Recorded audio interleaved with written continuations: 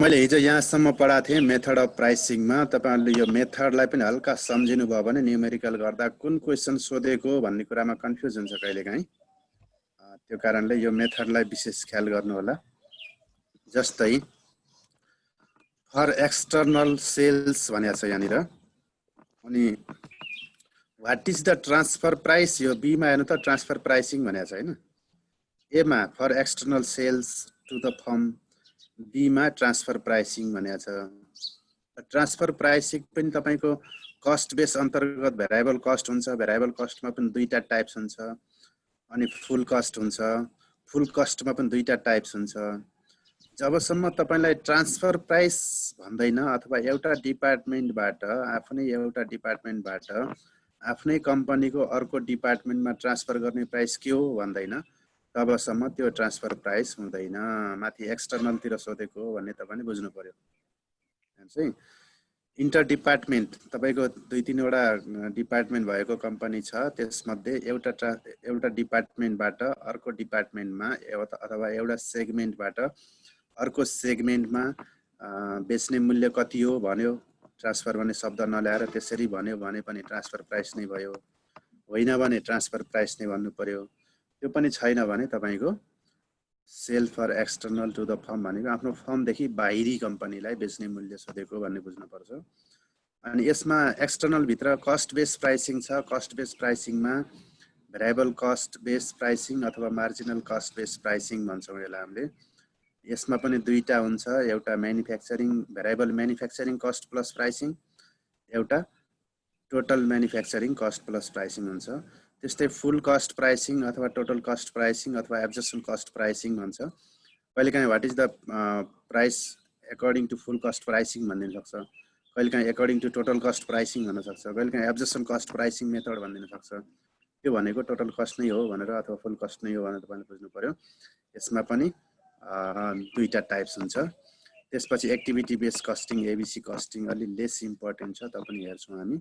Target return on investment ROI अति important छ, red लगाइदिएको छु त्यही भएर। टार्गेट कस्ट प्राइसिङ इम्पोर्टेन्ट छैन। त्यस्तै मार्केट बेस्ड ट्रान्सफर प्राइसिङ पनि लेस इम्पोर्टेन्ट छ। कस्ट बेस्ड ट्रान्सफर प्राइसिङ यताबाट सोध्न सक्छ तपाईलाई 5 मार्क्समा, भेरिएबल कस्ट ट्रान्सफर प्राइसिङ अथवा फुल कस्ट ट्रान्सफर प्राइसिङ। त्यस्तै नेगोसिएटेड ट्रान्सफर प्राइसिङ भनेको दुईटा पार्टी बीच नेगोसिएसन गरेर एउटा प्राइस सेट गर्ने, त्यसैबाट ट्रान्सफर गर्ने भनेको दुईटा डिपार्टमेन्ट बीच। जेनरल ट्रान्सफर प्राइसिङ रुल, यसबाट तपाईलाई 15 मार्क्सको क्वेशन, यो जेनरल ट्रान्सफर प्राइसिङ रुलबाट अब 100 को पेपर हुने हुँदाखेरि यहाँबाट आइदिन सक्छ। अहिलेसम्म 8 मार्क्समा आइरहेको थियो 60 को हुँदा। अब यहाँसम्म मैले हिजै कुरा गरेको हुँदा अब अगाडि माथि ए नम्बरबाट सुरु भयो फेरि अब है। अब अर्को स्लाइडमा हेर्नुस्। सेल टु एक्सटर्नल फर्ममा पहिला के छ, कस्ट बेस प्राइसिङ छ। कस्टमा भेरिएबल र फुल कस्टको कुरा गर्छौँ हामी।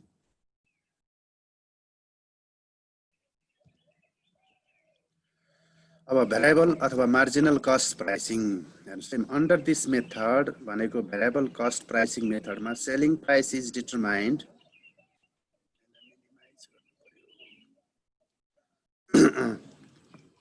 Selling price is determined on the basis of variable cost.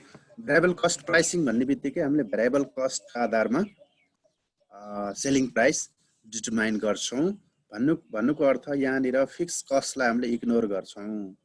जस्तै तपाईको प्रोडक्टमा भेरिएबल कस्ट 20 रुपैयाँ लागेको छ, अब मेटेरियल होला, लेबर होला, के होला गर्दै गर्दै 20 रुपैयाँ पुग्यो। फिक्स कस्ट अर्को केही 5 रुपैयाँ होला। त्यो बेलामा हामीले फिक्स कस्टलाई इग्नोर गर्छौँ। भेरिएबल कस्ट कति छ त्यो आधारमा हामीले सेलिङ प्राइस डिटरमाइन गर्छौँ। अब एउटा क्वेशन आउन सक्छ, भेरिएबल कस्टमा कसरी हामीले सेलिङ प्राइस डिटरमाइन गर्ने भनेको भेरिएबल कस्टमै बेच्ने भन्न खोजेको होइन यसले। त्यसमा केही मार्कअप पर्सेन्टेज जोड्छौँ। मार्कअप पर्सेन्टेज भनेको समथिङ एउटा रेट अफ रिटर्न, हामीलाई प्रफिट मार्जिन कति चाहिने हो त्यो पर्सेन्ट जोड्छौँ। कस्टकै त्यति पर्सेन्ट जोड्छौँ।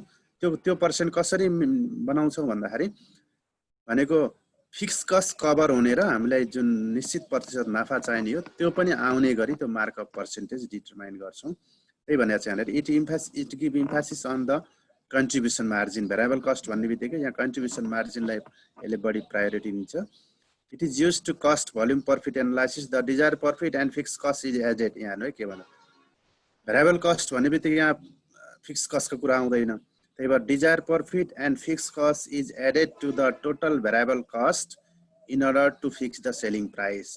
भनेको हामीले डिजायर प्रॉफिट र फिक्स कस्टलाई एउटा मार्कअप पर्सेन्टेजको रूपमा सेलिङ प्राइस सेट गर्नको लागि हामीले एड गर्ने गर्छौं। अब यहाँनिर आएमा देखिएछ यो राम्रो गरी, यो चित्र हो, स्क्रिनशट हो, यो देखिएछ? देखिएछ सर? ल अब variable or marginal cost pricing हेर्नुस् है। तपाईलाई क्वेशन आउँदाखेरि भेरिएबल कस्ट प्राइसिङ नभनेर मार्जिनल कस्ट प्राइसिङ पनि भन्न सक्छ, त्यो पनि एउटै हो। तपाईले इन्कम स्टेटमेन्ट पढिसक्नु भएको सेकेन्ड सेमेस्टरमा। Under this method the selling price is determined on the basis of variable cost. Variable cost भनेको भेरिएबल कस्टको बेसिसमा हुन्छ, क्लियर भयो। It give emphasis on the contribution margin.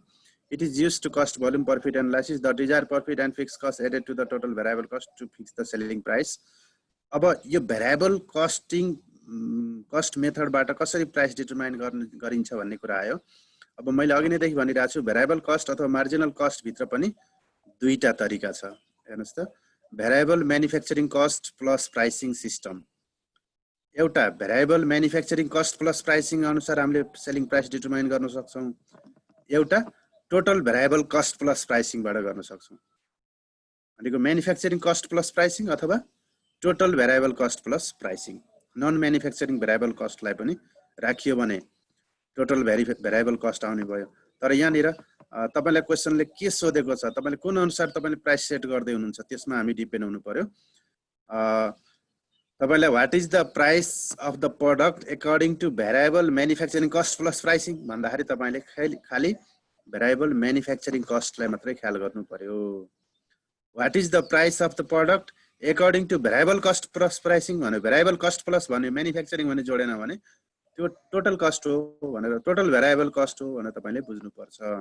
कुन मेथड सोधेको छ त्यो अनुसार हामी गर्नुपर्छ, सजिलो छ। अन्डर दिस सिस्टम, यो अब म्यानुफ्याक्चरिङमा छौँ है हामी, भेरिएबल म्यानुफ्याक्चरिङ कस्ट प्लस प्राइसिङमा छौँ। हिसाबमा पनि अझै क्लियर हुन्छ, यो थ्योरी पहिला बुझेर जानु पर्यो। Under this system, selling price of product is determined by adding markup with total variable manufacturing cost. हामी भेरिएबल म्यानुफ्याक्चरिङ कस्टमा छौँ भने टोटल भेरिएबल म्यानुफ्याक्चरिङ कस्टमा मार्कअप जोडेर सेलिङ प्राइस डिटरमाइन गर्छौँ। मार्कअप भने के त फेरि? Markup is fix to cover the fix manufacturing overhead and non manufacture overhead and target profit. भनेको तपाईको म्यानुफ्याक्चरिङ कस्टमा एउटा निश्चित मार्कअप जोडेर हामीले सेलिङ प्राइस डिटरमाइन गर्छौं। मार्कअप कति राख्छौं त भन्दाखेरि फिक्स म्यानुफ्याक्चरिङ ओभरहेड भनेको यहाँ तपाईको भेरिएबल म्यानुफ्याक्चरिङ ओभरहेड त तपाईको पहिले आइसक्यो, के छुट्यो भन्दा फिक्स म्यानुफ्याक्चरिङ ओभरहेड छुट्यो, त्यस्तै नन म्यानुफ्याक्चरिङ ओभरहेड छुट्यो र प्रफिट पनि छुट्यो। हो, यो छुटेको जति कस्टलाई हामीले अनकभर्ड कस्ट भन्छौं। यिनी अनकभर्ड कस्टहरुलाई जोडेर हामीले मार्कअपको रूपमा जोडेर हामीले सेलिङ प्राइस डिटरमाइन गर्छौं। अब हेर्नुस् त फर्मुला कसरी बनाउँछौं। Variable manufacturing cost plus pricing सिस्टममा सेलिङ प्राइस डिटरमाइन गर्दा भेरिएबल म्यानुफ्याक्चरिङ कस्ट प्लस प्राइसिङमा छौं भनेपछि manufacturing cost plus markup percentage of into भनेको अफ हो, markup percentage of variable manufacturing cost per unit भनेको भेरिएबल म्यानुफ्याक्चरिङ कस्ट प्लस मेथडमा selling price determine गर्दा variable manufacturing cost per unit कति छ भनेर हामीले पहिला क्याल्कुलेट गर्नु पर्यो। हाम्रो दिएको डाटा अनुसार, हामीसँग अवेलेबल डाटा अनुसार हाम्रो प्रोडक्टको म्यानुफ्याक्चरिङ कस्ट कति हुने हो।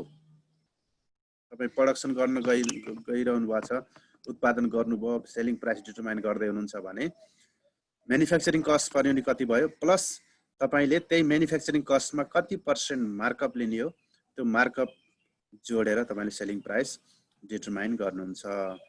अब मार्कअप पर्सेन्टेज तपाईलाई क्वेशनमा दियो भने त ठिकै छ, मार्कअप पर्सेन्टेज दिएन अथवा तपाईले मार्कअप पर्सेन्टेज कति राख्ने भन्ने कुरा हेर्दै हुनुहुन्छ भने त्यो बेलामा के गर्नु पर्यो, मार्कअप पर्सेन्टेज इक्वल हेर्नु, percentage of markup equal to uncovered cost plus desire profit upon manufacturing cost. Manufacture भनेको यहाँ पनि भेरिएबल नै हो, इन्टु म तल्लोमा पुगेँ छु है, यहाँनिर हो हामी। Percentage of markup is equal to uncovered cost plus desire profit divide by,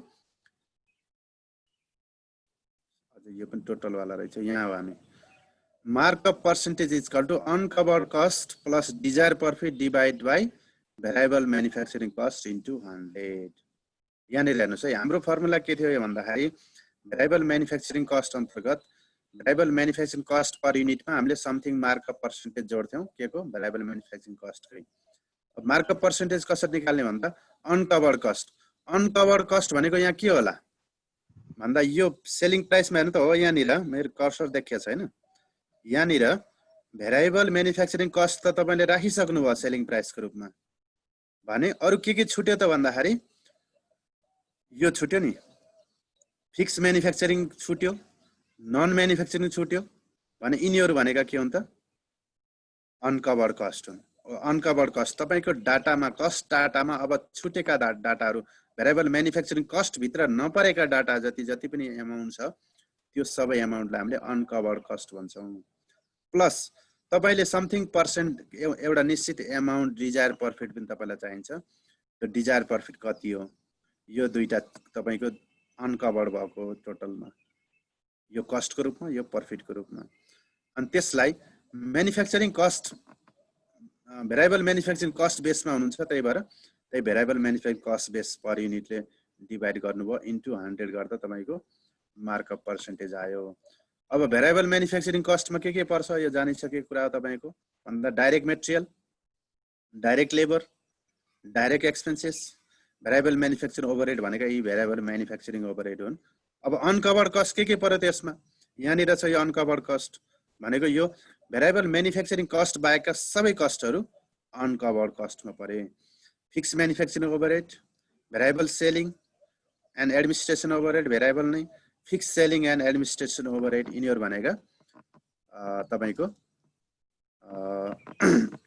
अनकभर्ड कस्टमा पर्यो। भन्नुको अर्थ variable manufacturing cost plus pricing मेथडमा variable manufacturing cost per unit कति हुन्छ त्यो कभर्ड नै भयो, बाँकी भेरिएबल सेलिङ कस्ट र सबै फिक्स कस्टहरु भनेको फिक्स म्यानुफ्याक्चरिङ पनि देखि लिएर सबै फिक्स कस्टहरु अनकभर्ड कस्टमा पर्यो। अब यसलाई राम्ररी तपाईले ध्यान दिनु भएको छ भने अरु पनि यही बेसबाट तपाईले गर्न सक्नुहुन्छ। भेरिएबल म्यानुफ्याक्चरिङ कस्ट भन्ने बित्तिकै तपाईको अनकभर्डमा अरु सबै अनकभर्ड परे, यसरी बुझ्नु पर्यो। यदि यही अब सेकेन्डमा हेर्नुस् भेरिएबल कस्ट प्लस प्राइसिङ भन्दाखेरि यहाँ अघि के थियो म्यानुफ्याक्चरिङ कस्ट मात्र, भेरिएबलको पनि म्यानुफ्याक्चरिङले मात्रै लिएको थियो, भेरिएबल सेलिङलाई त्यहाँ लिएको थिएन प्राइसिङमा। तर यहाँनिर भेरिएबल कस्ट प्लस प्राइसिङ भन्ने बित्तिकै यो के भयो त अब टोटल भेरिएबल कस्ट हो भनेर बुझ्नु पर्यो। Under this system selling price of product is determined by adding markup with total variable cost. यहाँ टोटल म्यानुफ्याक्चरिङ भेरिएबल म्यानुफ्याक्चरिङ होइन कि टोटल भेरिएबल कस्टलाई नै हामीले हेर्छौं। Markup is fix to cover the fix manufacturing overhead. भने variable कस्टमा total भेरिएबललाई लिनुहुन्छ भने के छुट्यो त कभर के भएन भन्दा फिक्स कस्ट कभर भएन, चाहे म्यानुफ्याक्चरिङ होस् चाहे नन म्यानुफ्याक्चरिङ होस्। फिक्स म्यानुफ्याक्चरिङ पनि कभर भएन, फिक्स नन म्यानुफ्याक्चरिङ पनि कभर भएन। अब यस अनुसार तपाईलाई what is the selling price based on variable cost plus pricing भन्यो भने तपाईको भेरिएबल कस्ट जति कभर भयो, फिक्स कस्ट जति कभर भएन। त्यही भएर यहाँ हेर्नुस् टोटल भेरिएबल कस्ट पर युनिटमा markup percentage of total variable cost जोड्नु भयो भने तपाईको सेलिङ प्राइस आउने भयो। भनेको तपाईको डाटा अनुसार total variable cost per unit कति हो तपाईले निकाल्नु पर्यो, त्यसमा टोटल भेरिएबल कस्टकै समथिङ मार्कअप पर्सेन्टेज जोड्नु भयो भने सेलिङ प्राइस आउँछ। अब मार्कअप पर्सेन्टेज कसरी निकाल्ने भन्दाखेरि मार्कअप पर्सेन्टेज भनेको फर्मुला त्यही हो, सधैं त्यही हो। मार्कअप पर्सेन्ट फर्मुला जहाँ गए पनि तपाईको फर्मुला यही हो, uncovered cost plus desire profit upon total variable cost. Base के राख्नुहुन्छ भन्दाखेरि हाम्रो के थियो pricing method total variable cost थियो, त्यही भएर टोटल भेरिएबल कस्ट। अघि के थियो यहाँ म्यानुफ्याक्चरिङ भेरिएबल म्यानुफ्याक्चरिङ कस्ट बेसमा थियौं, त्यही भएर यहाँ भेरिएबल म्यानुफ्याक्चरिङ कस्टले भाग गरेका थियौं। तर यहाँ टोटल भेरिएबल कस्टमा छौं भने टोटल भेरिएबल कस्टले भाग गर्नु पर्यो इन्टु 100% मा लानु। अब भेरिएबल कस्टमा के पर्यो भन्दा भेरिएबल म्यानुफ्याक्चरिङ र भेरिएबल नन म्यानुफ्याक्चरिङ सबै पर्यो। Direct material, direct labour, variable manufacturing र भेरिएबल नन म्यानुफ्याक्चरिङ ओभरहेड जति भेरिएबल कस्टमा पर्यो भने अब यहाँ अनकभर्ड के हो त भन्दा फिक्स कस्ट हो। फिक्स कस्ट भनेको फिक्स म्यानुफ्याक्चरिङ र फिक्स नन म्यानुफ्याक्चरिङ दुईटै अनकभर्ड कस्टमा पर्यो। Fix manufacturing overhead, fix non manufacturing overhead, fix selling and distribution overhead भन्नुको अर्थ सबै फिक्स कस्टहरु यहाँनिर अनकभर्डमा पर्यो किनभने हामी भेरिएबल कस्ट प्राइसिङ सिस्टममा छौं। ल यो दुईटा थियो, यो दुईटा मेथड तपाईलाई क्वेशनले के सोध्यो भन्ने कुरामा तपाई क्लियर हुनु पर्यो। Variable manufacturing cost plus pricing भनेको छ कि सिर्फ भेरिएबल कस्ट भनेको छ, त्यो कुरामा यो कभर्ड र अनकभर्ड तपाईले छुट्याउनु पर्यो।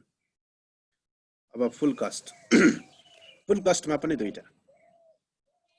अब यहाँ हेर्नुस्, under this method the selling price is determined on the total cost.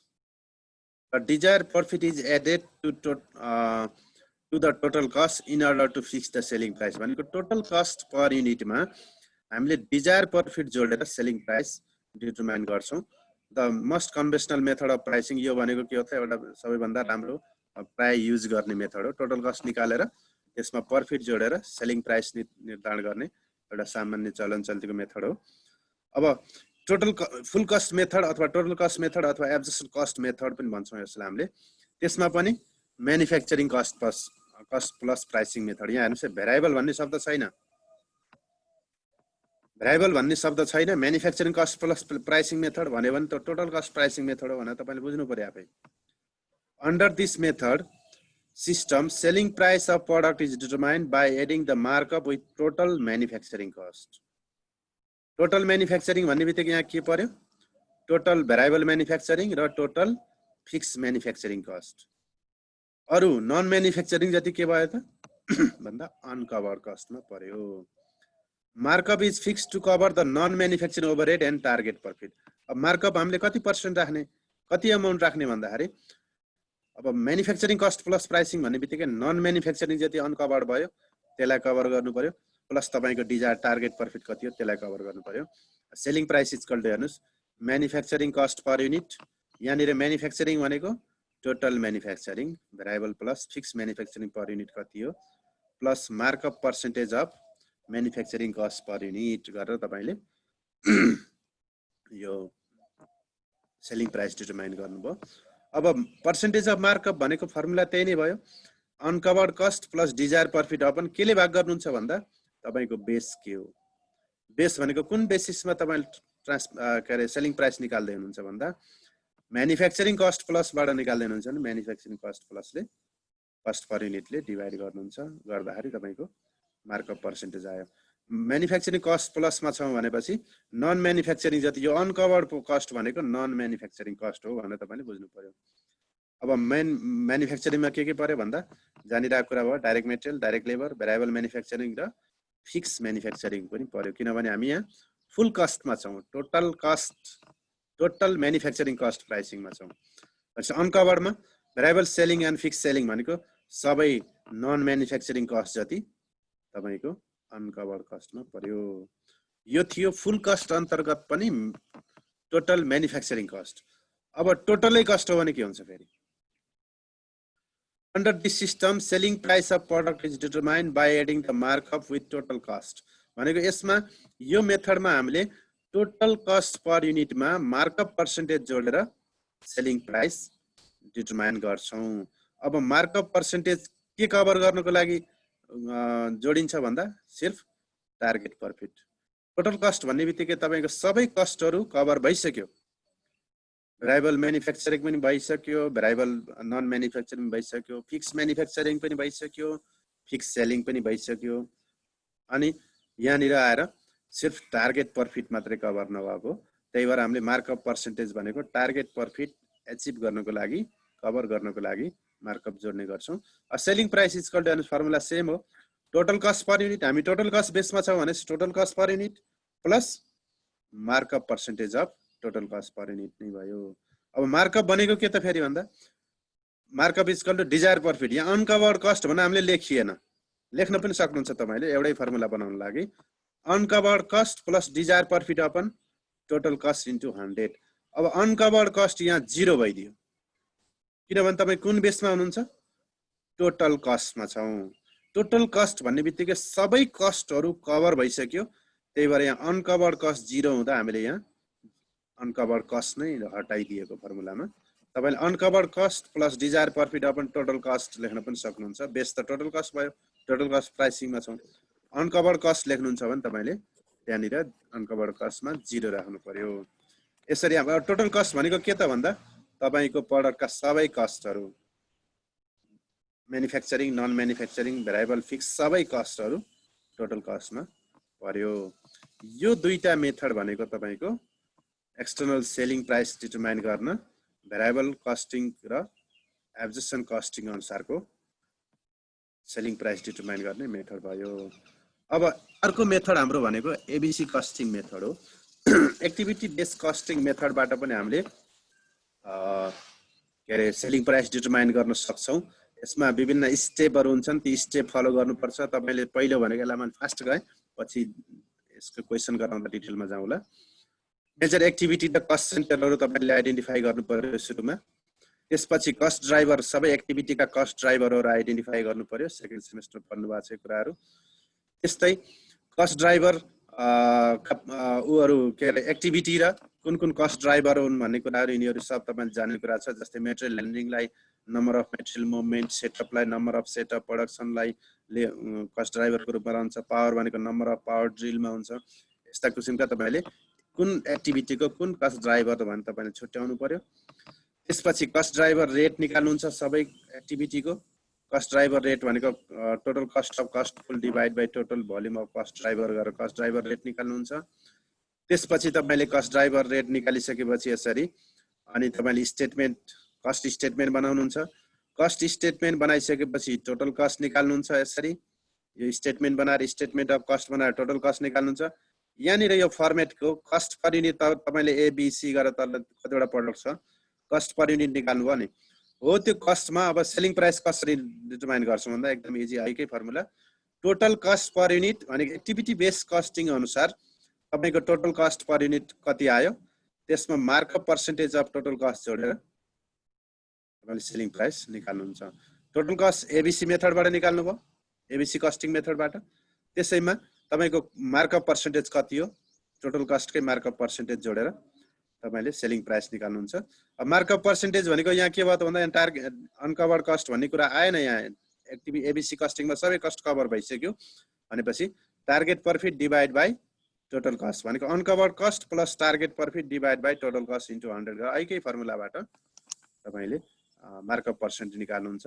ABC कस्टिङबाट हामी यसरी गर्छौं अब अर्को मेथड छ target return on investment pricing target return on investment pricing यहाँनिर यसलाई हामीले सर्टकटमा आरओआई प्राइसिङ पनि भन्छौं यहाँ हेर्नुस् यो रिटर्नको ROI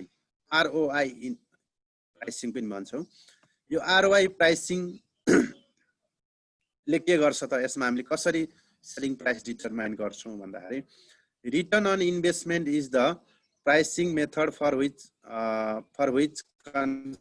which considered return on invested capital भनेको यति बेरका हाम्रा कस्टिङहरुले प्राइसिङ मेथडहरुले जस्तो हामी टोटल कस्ट प्राइसिङको कुरा गर्यौं भेरिएबल कस्ट प्राइसिङको कुरा गर्यौं ती प्राइसिङले खाली कस्टलाई मात्रै ख्याल गरिरहेको थियो टोटल कस्टले टोटल कस्टमा मार्कअप पर्सेन्टेज जोडेर सेलिङ प्राइस निकाल्नु पर्छ भन्यो भेरिएबल कस्टले भेरिएबल कस्टमा भेरिएबल कस्टकै समथिङ पर्सेन्ट मार्कअप पर्सेन्टेज जोडेर सेलिङ प्राइस निकाल्नु पर्छ भन्यो एबीसी कस्टिङले पनि एबीसी मेथडबाट टोटल कस्ट निकाल्ने र त्यसमा markup percentage of total cost जोडेर सेलिङ प्राइस निर्धारण गर्नुपर्छ भन्यो तर ती मेथडहरुले के भनेन भन्दाखेरि इन्भेस्टमेन्ट कति भयो त तपाईको लगानीमा समथिङ रेट अफ रिटर्न चाहिने होइन र इन्भेस्टमेन्टमा पनि त तपाई रिटर्न चाहनुहुन्छ नि भनेर ती मेथडहरुको ड्रब्याकको रूपमा यो मेथड आएको एकदम रियालिटी हो तपाईले इन्भेस्टमेन्ट गर्नुहुन्छ कुनै प्रोजेक्टमा भने तपाईले इन्भेस्टमेन्टबाट पनि एउटा निश्चित रेट अफ रिटर्न चाहनुहुन्छ त्यो भनेको केबाट सेलिङ प्राइसबाटै आउने हो त्यही भएर यहाँ हेर्नुस् the selling price will be determined to achieve a specified return on investment capital invested capital भनेको तपाईले इन्भेस्टमेन्ट गरेको क्यापिटलबाट एउटा निश्चित दरमा रिटर्न प्राप्त गर्नको लागि हामीले यहाँ सेलिङ प्राइस डिटरमाइन गर्छौं return on investment is calculated on total capital employed अब रिटर्न अन इन्भेस्टमेन्ट कसरी क्याल्कुलेट गरिन्छ भन्दा is calculated on the total capital employed तपाईको क्यापिटल इम्प्लोइड कति भएको छ कति लगानी गर्नु भएको छ त्यो आधारमा हामीले रिटर्न अन इन्भेस्टमेन्ट क्याल्कुलेट गर्छौं the total capital employed is the total of डेब्ट capital and owners capital total capital employed भनेको फेरि के हो त डेब्ट क्यापिटल प्लस ओनर्स क्यापिटललाई हामीले टोटल क्यापिटल भन्छौं under this method the selling price of product is determined as under अब यो आरओआई मेथडबाट तपाईले सिर्फ तीनटा स्टेप सम्झे हुन्छ न्यूमेरिकली गर्नलाई तीनटा स्टेप गर्नुभयो भने स्टेप 1 2 3 गरेर गर्नु भने कहिले मिस जाँदैन यो हामी यसरी हामीले सेलिङ प्राइस डिटरमाइन गर्न सक्छौं पहिला डिजायर प्रॉफिट निकाल्ने तपाईले आरओआई प्राइसिङ अनुसार तपाईले पहिला डिजायर प्रॉफिट निकाल्नु पर्छ अब डिजायर प्रॉफिट निकाल्दाखेरि तपाईलाई धेरै शब्दहरु दिन्छ जस्तै desire profit is equal to माथि हेर्नुस् त सुरुमा के छ desire profit is equal to minimum rate of return into capital employed तपाईको क्यापिटल इम्प्लोइड मा तपाईले कति रेट अफ रिटर्न चाहनु भएको त्यो अनुसार तपाईको डिजायर प्रॉफिट आउने भयो अब यहाँ एक साइडमा 3 वटा बक्स छ एक साइडमा 4 वटा बक्स छ डिजायर प्रॉफिट निकाल्दा यी शब्दहरु तपाईलाई दिन सक्छ कति छिटो 10 मिनेट बाँकी भने desire profit is equal to minimum rate of return into capital employed अब मिनिमम रेट अफ रिटर्न लाई के नाम छ त अरु भन्दा एक्सपेक्टेड रेट अफ रिटर्न और तल हेर्नुस् minimum rate of return into capital employed भनेको डिजायर प्रॉफिट हो कहिलेकाहीँ तपाईलाई मिनिमम रेट अफ रिटर्न नभनेर एक्सपेक्टेड रेट अफ रिटर्न भन्छ यो पनि सेम हो तपाईलाई थाहा छ त्यो पनि नभनेर प्लान रिटर्न अन इन्भेस्टमेन्ट भनिदिन सक्छ प्लान रिटर्न अन इन्भेस्टमेन्ट 10% भने त्यो मिनिमम रेट अफ रिटर्न हुन्छ भने बुझ्नु पर्यो अथवा expected rate of return is 10% भने त्यो पनि मिनिमम रेट अफ रिटर्न हुन्छ भन्नुभयो बुझ्नुभयो minimum required rate of return भने पनि minimum required rate of return नै भयो इन्टु यसलाई यी तीनवटा नाममा जुन नाम दिए पनि इन्टु क्यापिटल इम्प्लोइड गर्नुभयो भने तपाईको डिजायर प्रॉफिट आउने भयो अब क्यापिटल इम्प्लोइडलाई फेरि के भन्न सक्छ त इन्भेस्टमेन्ट इन फिक्स्ड एसेट्स पनि भनिदिन सक्छ desire profit is equal to minimum rate of return into capital employed भनेर तपाईले पढ्नुभयो याद गर्नुभयो अनि डिजायर प्रॉफिट निकाल्न खोज्नुभयो क्यापिटल इम्प्लोइड त छैन हो भनेर भन्न सक्नुहुन्छ त्यस्तो बेलामा तपाईलाई इन्भेस्टेड इन फिक्स्ड एसेट्स भनेर दिन सक्छ यसो पनि नभनेर तपाईले अमाउन्ट अफ इन्भेस्टमेन्ट भनेर दिन सक्छ त्यो पनि नभनेर fix plus working capital employed भन्न सक्छ fix capital plus working capital employed पनि भनेर दिन सक्छ यिनी नामहरु छन् भनेको हाम्रो आरओआई प्राइसिङमा हामीले पहिलो स्टेप के गरियो त डिजायर प्रॉफिट निकालियो दोस्रो स्टेप भनेको एक क्यापिटल इम्प्लोइड नै निकाल्ने हो यहाँ त अगाडिको पार्ट मैले राखेको छु कताबाट यो हैन यति नै रहेछ ल त्यसमै डिस्कस गर्नु पर्यो राखेको पनि छु मैले डिजायर प्रॉफिट निकाल्दाखेरि पहिला तपाईले minimum rate of return into capital employed minimum rate of return तपाईलाई क्वेशनमा कहीं न कहीं दिनै पर्छ तपाईले minimum rate of return required rate of return तपाईले क्याल्कुलेट गर्नु पर्दैन तर क्यापिटल इम्प्लोइड भने तपाईले क्याल्कुलेसन गर्नु पर्ने हुन सक्छ कहिलेकाहीँ फिक्स क्यापिटल यति छ वर्किङ क्यापिटल यति छ भनेर दिन सक्छ त्यसलाई जोड्नु पर्यो यस्तो कुराहरु आउँछ त्यसपछि तपाईले मार्कअप पर्सेन्टेज निकाल्नुहुन्छ र त्यही अनुसार तपाईले आरओआई प्राइसिङ अनुसार हिसाब गर्न सक्नुहुन्छ अब टार्गेट कस्टिङ कति मिनेट छ टार्गेट कस्टिङ भनेको एकदमै सिम्पल कस्टिङ मेथड हो यसमा के गरिन्छ भन्दाखेरि एउटा निश्चित सेलिङ प्राइस डिटरमाइन हुन्छ भनेको तपाईको प्रोडक्ट लन्च गर्नु अघि यहाँ के गरिन्छ भन्दा विभिन्न स्टडीहरुबाट इन्भेस्टिगेसनहरुबाट प्रोडक्सन डिपार्टमेन्टका अथवा तपाईको रिसर्च डिपार्टमेन्टहरुबाट त्यसको कस्ट कति हुन सक्छ भनेर इन्जिनियरिङ रूपमा त्यसलाई जाने कस्ट अनुमान गर्ने गरिन्छ अनुमान गरिसकेपछि तपाईको त्यसलाई जाने के गरिन्छ त भन्दाखेरि प्रोडक्ट लन्च गर्नु अघि त्यो न्यू प्रोडक्ट डेभलपमेन्ट गर्दा जनरली यो न्यू प्रोडक्ट डेभलपमेन्टको केसमा यो टार्गेट कस्ट प्राइसिङ हुन्छ अनि त्यहाँ के गरिन्छ भने न्यू प्रोडक्ट डेभलप गर्ने बेलामा त्यो प्रोडक्टको कस्ट एचिभ भयो कि भएन त्यो हेरिन्छ जस्तै तपाईको टार्गेट कस्ट भनेको कुनै न्यू प्रोडक्ट डेभलप गर्न खोज्दै हुनुहुन्छ, टार्गेट कस्ट तपाईको 350 रुपैयाँ हो। 350 रुपैयाँमा तपाईले समथिङ मार्कअप जोडेर भनेको एउटा निश्चित एमाउन्ट प्रफिट जोडेर, जस्तै 350 मा 100 रुपैयाँ प्रफिट जोडेर 450 मा तपाईले सेलिङ गर्न खोज्नु भएको छ। 450 भन्दा हाई जानुहुन्छ भने तपाई मार्केटमा कम्पिटिसन गर्न सक्नुहुन्न। भन्नुको अर्थ मिनिमम 100 रुपैयाँ तपाईलाई प्रफिट पनि चाहिन्छ भने 350 तपाईको टार्गेट कस्ट भयो। त्यो टार्गेट कस्ट एचिभ हुन्छ भने तपाईले त्यो प्रोडक्टलाई लन्च गर्नुहुन्छ। त्यो टार्गेट कस्ट भित्र त्यो प्रोडक्ट बन्दैन भने तपाईले त्यो प्रोडक्टलाई लन्च गर्नुहुन्न। त्यही कुरा यहाँ छ, the target price is determined by marketing department before designing and introducing new product. New product designing introducing गर्नु अघि मार्केटिङ डिपार्टमेन्टबाट यो चाहिँ नि टार्गेट कस्ट डिटरमाइन गरिन्छ। Product cost is calculated by deducting the anticipated profit from anticipated selling price. भनेको तपाईको अपेक्षित सेलिङ प्राइस कति हो त्यसबाट तपाईको प्रफिट घटाउनुहुन्छ। जस्तै अघि मैले भनेको थिएँ 450 मा 100 रुपैयाँ प्रफिट घटाउँदा तपाईको 350 तपाईको कस्ट हो टार्गेट कस्ट भने। अब त्यो 350 कस्ट मिट भयो भने त्यो भन्दा कममा तपाईको प्रोडक्सन हुन सक्यो भने त्यो प्रोडक्ट लन्च गर्नुहुन्छ, होइन भने लन्च गर्नुहुन्न। If the total cost of product is low the product may be launch. Conversely if the total cost is too high the product may not be launch. भनेको target कस्टिङमा एउटा निश्चित target cost हुन्छ, त्यो cost अनुसार cost भन्दा कम तपाईको cost रहेछ भने तपाईको त्यहाँ सेलिङ प्राइसको कुरा आयो, होइन भने त्यो प्रोडक्ट लन्च नै हुँदैन, त्यहाँ सेलिङ प्राइस कुरा आउँदैन। अब हामी यो मेथड अफ प्राइसिङ मध्ये एमा थियौं जुन फर सेल एक्सटर्नल भनेर, त्यो एक्सटर्नल पार्ट हामीले भ्यायौं। यहाँनिर म फेरि देखाएँ तपाईलाई।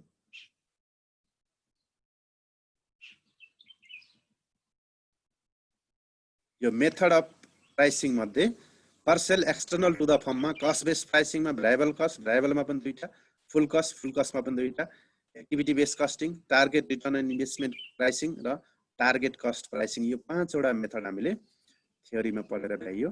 अब हाम्रो छ पार्ट बी मा ट्रान्सफर प्राइसिङ। यसमा पनि मार्केट बेस्ड छ, कस्ट बेस्ड छ। कस्ट बेस्डमा भ्यारिएबल कस्ट बेस्ड, यसमा पनि दुईटा, फुल कस्ट यसमा पनि दुईटा, माथिको जस्तै नेगोसिएटेड र जेनरल ट्रान्सफर प्राइसिङ रुल छ। यो विषयमा हामी भोलिको क्लासमा डिस्कस गरौँला। अरु केही सोध्न छ? यहाँबाट भोलि यसको थ्योरी भ्याएर न्युमेरिकल पनि सुरु हुन्छ होला है। यसमा धेरै छैन, नभए भोलिको क्लास चाहिँ